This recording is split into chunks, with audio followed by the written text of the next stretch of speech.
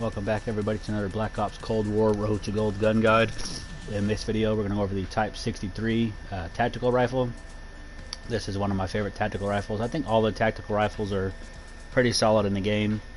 I've always liked semi-automatic rifles, and this is a semi-automatic rifle.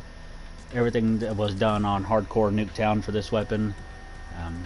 Overall pretty simple, easy weapon, especially if you have a pretty high trigger finger. You can almost make this thing full auto, doing that pretty decent. So for the class, obviously Type 63 is your primary. Secondary, whatever you want. I just have the Magnum on here. Tactical, I went with the flashbang. I like the flashbang over the stun. Semtex is my favorite lethal, and field upgrade is the field mic. This is going to come in handy for some of your challenges. Wildcard, always perk greed. I very seldom use anything other than perk greed. Tachem flak for perk 1. Assassin and Gearhead for perk 2. Assassin just, to get your score up a little bit faster to unlock your spy planes and whatnot if you want to use those. Those will also help complete some of the challenges.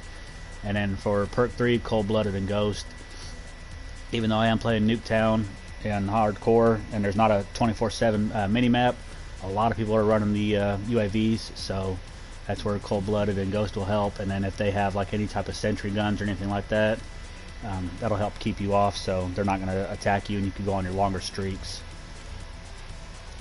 As far as the attachments, for the optic, I put the Quick Dot LED.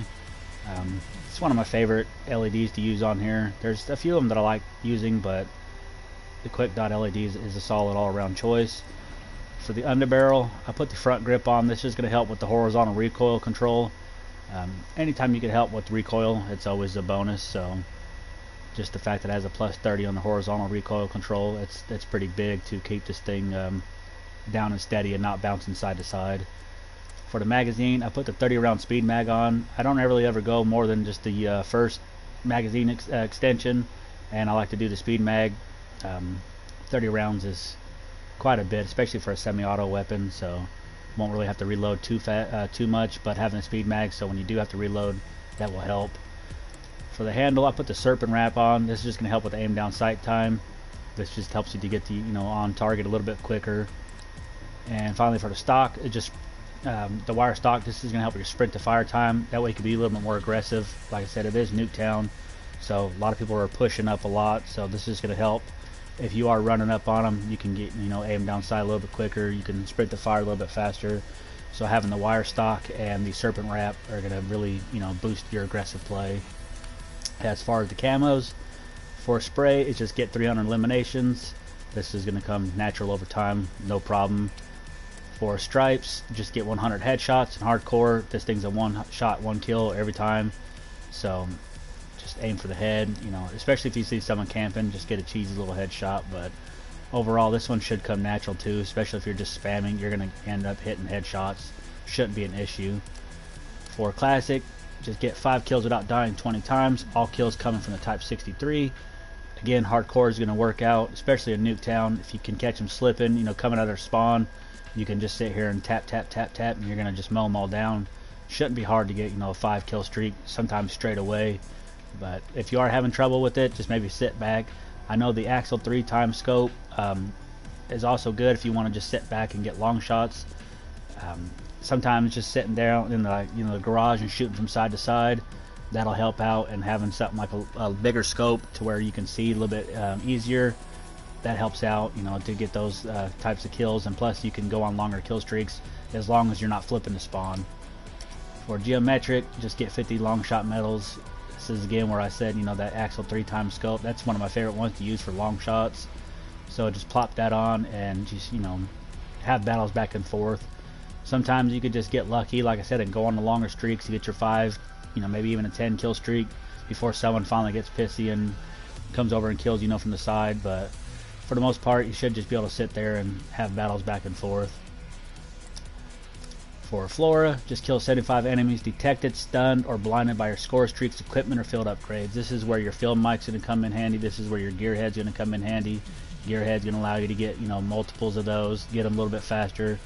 Plop your field mic down. If you're lucky enough, you can high one on both sides of the map, so no matter where you're at in there, you shouldn't have a problem. If this one is giving a little bit of trouble going to face off, Get your film mic. Once you get that, plop it down right in the middle of the map. Face-off maps are pretty small. It's going to cover the majority of the map, so shouldn't be an issue with you trying to complete this. For science, just shoot and kill 50 enemies taking cover from you. Find people sitting up in the windows, you know, or maybe hiding behind that door, like I said, in that garage if you're doing your long shots. Usually on these ones, for the most part, I just unlock them naturally.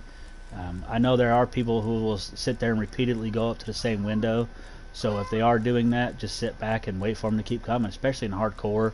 All you need is just a little glimpse of them, and in one shot you're going to kill them, so it's quite entertaining when they get mad and they just keep coming back, and you can just sit there and, you know, get 10 to 15 of these in one match.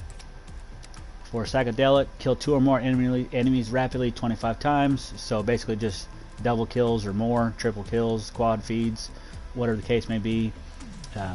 Again, just, you know, be aggressive, rush their spawn.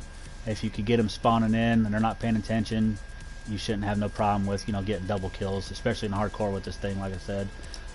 Overall, again, this is probably one of my favorites, if not my favorite tactical rifle in the game. So pretty good, decent weapon. Once you unlock all the camos for it, you unlock the gold, and then once you unlock gold for all your tactical rifles, you unlock diamonds.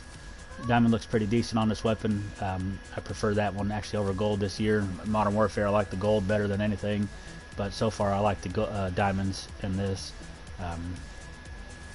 Only need assault rifles. I have 2 more assault rifles before I unlock the DM Ultra, so we're almost there.